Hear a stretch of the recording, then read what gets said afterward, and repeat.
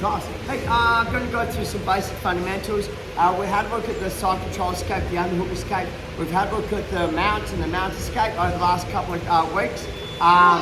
So the side control escape, we have a look at the underhook escape. We've had a look at cross-facing. So today we're going to have a look at what I call a zigzag mount, and I'm going to cover a couple of fundamentals for you guys.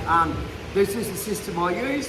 I use this quite a fair bit. We're going to go into a little bit of detail about the pros and cons on it and why I position myself why I do. I'm just going to grab Colin on top of side control over here, and we're going to have a look at some fundamentals. This is one of the things that I want you guys to understand what we're actually trying to do from my position when Colin's here. So one of the first things I see people is they engage their core, they push, they turn their hip, and they try and rescue the guard. The downfall about it is quite a lot of motions. So what we're going to do is my top hand pushes my partner. So what I'm trying to do instead is I'm not trying to push him down onto my hips. If I can, I'm trying to get a lever. So I do a little bit of a bridge, so I get a lever underneath my partner. The lever means that I'm not pushing with my hand, I'm pushing with my elbow and my forearm. So a little bit of a bridge, I push. I turn to my side. Now this is the part if I make mistakes. I'm trying to be direction for now. What I'm trying to do is I'm trying to create space. So when I rescue, I can actually get to a guard position instead of just kind of getting that knee through where they can pass the guard. So the two things that I want to work on today is I'm not pushing and setting with this hand. So I'm going to go bridge, I'm going to push. So that hand gives me space to recover. What I see people do is I push with their right hand, they're going to push you onto the hips, and secondly is if you're on my hips, I can't move. Slow motion. Little bridge. Turn my hip, elbow, elbow, elbow, to here. Hip escape, track, spin, recover.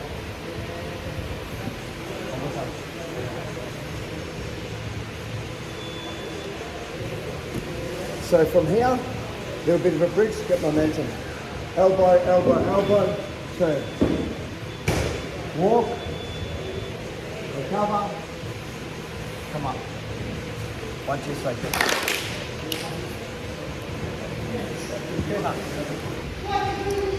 This takes a little bit of reps to get the mechanics and the timing right. So I'm just going to go through with you. I'm going to explain a little bit. I'm just going to go Mike onto his back, please. Yeah, on your back. So I'm on side control, facing forwards. One of the biggest things, one of the biggest issues that we have is the failure to let go. Like we're so scared of losing the position that we have that it compromises our ability to upgrade or to advance. So like, you know, he starts getting his phone and so I'm like, no, it's like, okay, so he's trying to phone, I'm like, no. And I don't really get anywhere and he does get anywhere, so we're not advancing our position. Slow down a little bit. So, I understand that his frame system is trying to create space. And secondly is, by creating space, he's trying to turn his hips away from me to recover. He's not going to turn and give me his back. I'm kind of aware of the game and how it works. So first things first is as he makes connection to get his frame, watch carefully, my hand swings to the back side of his hips. My elbow is backside, my hand's facing away.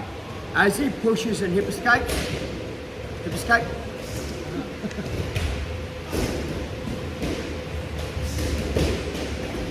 So, if my elbow's in front, he can use his legs to generate momentum to move his hips. If my elbow's behind, his hips are turned the wrong way. I'm not saying they can't, I'm saying this puts it into my favour that the focus becomes more and more intense on moving the hips and less intent on rescuing the guard. So one of the things that I like to do from this type of control position is when anyone's got like a good frame system or good hip motion, first thing I do is I swing my hand, now I'm going to try and exaggerate. I turn the knee and I get my arm as low as I can. So a larger surface area to friction ratio, where it's my fist, it's going to slide. If it's on the hip, it's moving his hips, he'll always get better control than me. So I'm trying to go behind the hips, like hamstring side. You can't see, come out here guys.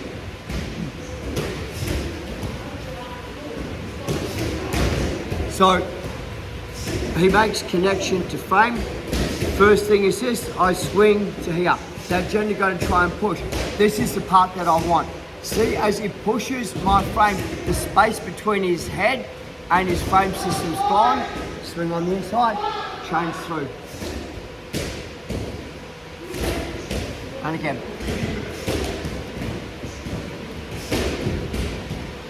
So we've got our side control.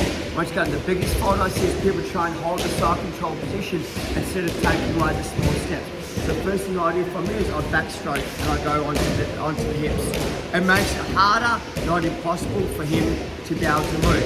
Secondly, is as he pushes, there's now a frame system. My elbow goes in here. If you guys have dodgy elbows or shoulders, this will make you tap. It's not the intent on it, but it is what it is. I'd take a cheek tap any day, okay? I'm not fussy. Right, slide through, we sit here. Now, he's going to move his hips again, so I want to control the hip with this. So as your hip escapes,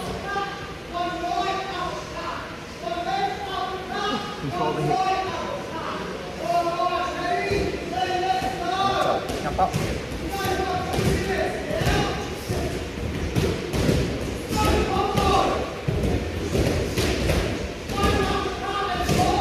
Switch face forwards, frame. So as he makes contact here, I need to deal with his, so if he makes it here, I'll wait off him so I can move his hips. Does that make sense? So technically, by swinging this here, my weight's on him. As he moves his hips away from me, swing my elbow, come on the inside. But everyone sits back, I give him power where he can explode his hips and move. So we're like, yeah, no, I don't want him to do that. So once I go here, I hug the hip. So I'm on him. Now, we're not going to go here. Can Sean just turn that camera around so I can see Nick's part? Okay, so see what he's doing in natural motion.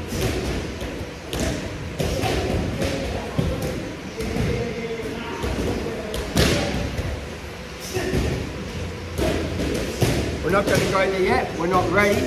So I want to just go to the position. One more time.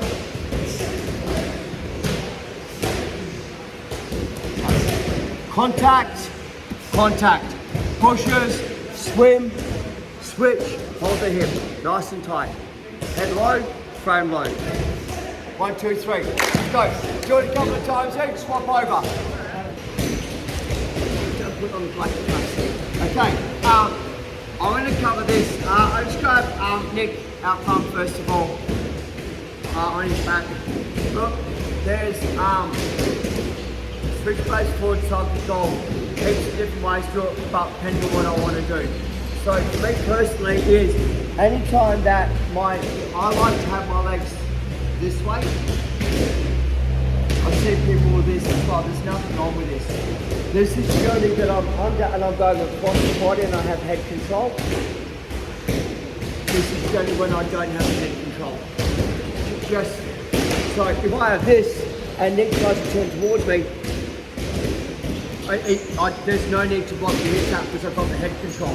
If I'm this way here and I don't have head control to drive towards me, I'll block it out. So, if I get your head, I'm switching my base. If I don't have your head, I'm this way. As a general, don't make it the be all and end all. As a general, okay.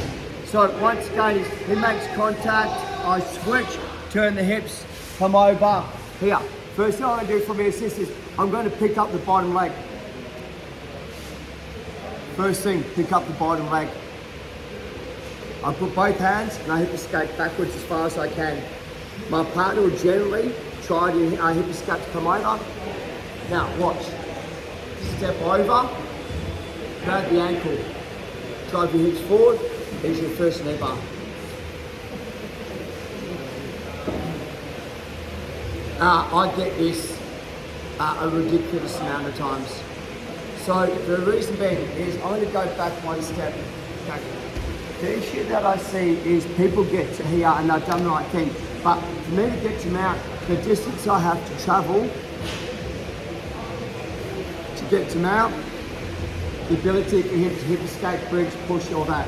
Where if I go here, the distance Secondly, is people forget that Nick's main goal is he's going to try and roll this way. So anytime I lift my leg up, I'm on one balance point, he's generally going to be able to roll me a lot easier. So I don't want to control the hips because I want to step over the hips. I want to put my weight on his shoulders, so as he turns towards me, my weight's on his shoulders, he can't complete the roll.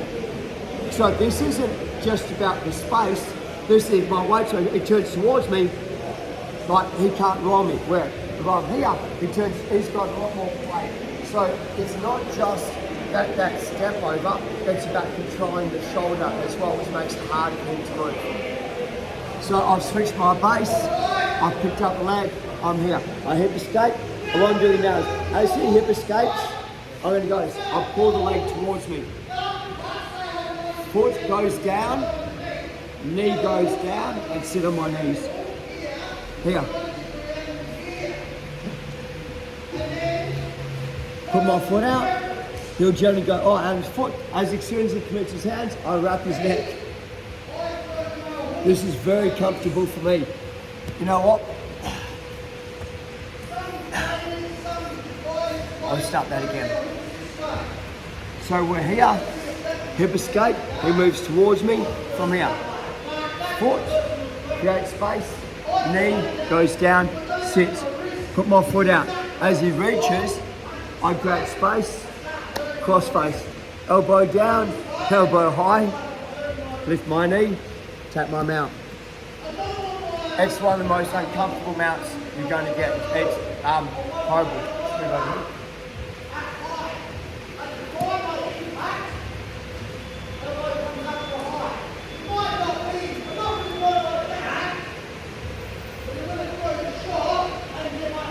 Knee bar.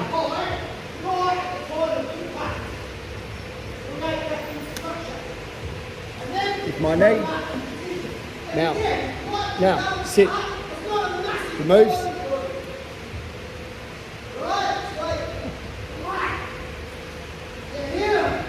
Once you've got mount, IF and AF as long as I'm active or actively squeezing your neck, I don't have to move. I don't get penalised. I'm in the best position unless he has to move. He'll get penalised for not trying to get out of mount. I won't get penalised for just holding mount. I can't go any further. So like go to the top of the mountain, okay, I'm here, okay, go further. There's nowhere else to go. So when I'm on mount, there's nowhere else to go. So as long as I'm active, and active for me, like if I'm in this position, active means it'll be like, yeah, you have to make that noise as part of it. That way the referee knows that you're doing stuff. Otherwise, how would they know that you're doing stuff? That's a silly question. Make the noise. Okay, 1, 2, 3. Look, he's on his back.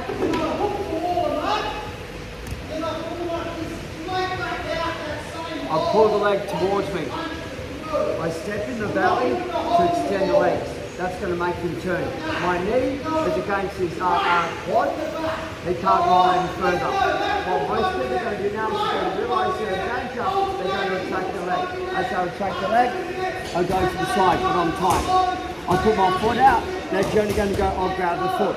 I cross face from here.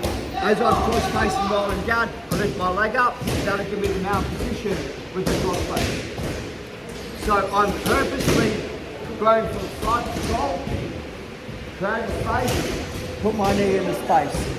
Create a space, put my hand in the space. Create a space, step them out. 1, 2, 3.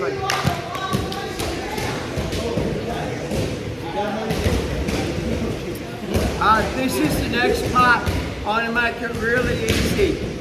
Okay? Josh, on mount, please. Josh has mount to me. There's a couple of key indicators that are going to show Josh what kind or what style of mount escape I'm going to do. Specifically, if I go frame onto the hip. He knows that I'm going to push his hip down. Does everyone understand that? So whether I'm pushing up or down, I can't really push it too far. Does that make sense? So it's only the length of my arms. So it's not like I'm going to push him past my knees from here. What Josh is going to do is As I start to push, Josh's left hand's going to go out wide, so I can't grab it. So as I push, puts his left hand. Now this sounds really weird. Josh's right leg is going to kick back as far as he can. He's going to put his knee on the ground. Drags his knee forward between my legs now, left knee forward, and guess what? Cross face, squeezes, I hip escape. Now, he's got a far better mount. This is now got the cross face and my arms locked into position. So look at that again. So anytime that we get the mount position and you're low, so you like you're on my hips, which means it's better for me and worse for you. From here, your hands go out, your left hand as I push. Now this is the hardest part. You're going to wait for me to hip escape and try and escape. Your right leg goes backwards and under my hamstring between my legs. And this is actually easy because when I hip escape, I kind of give this position to you anyway. Right now, your left hand cross faces. Your whole job is this, right? You just try to put a marker to stop me moving. I want to show you the most common reaction that I get. People are now going to try and bridge and roll me this way because I think that is weights off balance. So as I do that, Josh's right leg's going to slide up behind my back. So as I roll, and he's going to end up in, yeah. Let's have a look at that again. So this, I'll slide down. So this is a really common. If you guys have ever watched Emma, this is the competition mode that we used in Emma for the No Gear Worlds. I think she pinged it like 3 out of 3 times. So we're kind of baiting them out to escape. They think that they can roll you. You slip onto the backside, you've got their choke or their back. So first things first is, you already know which way I'm moving. As I push, your hand goes out wide, so I can't grab it. So the biggest thing is put it out wide. As I hip escape, you kind of let me get out, your knee goes through from here. Cross face. Most commonly people go, haha, or rolling. As you slide to the right leg, you're going to get to that position.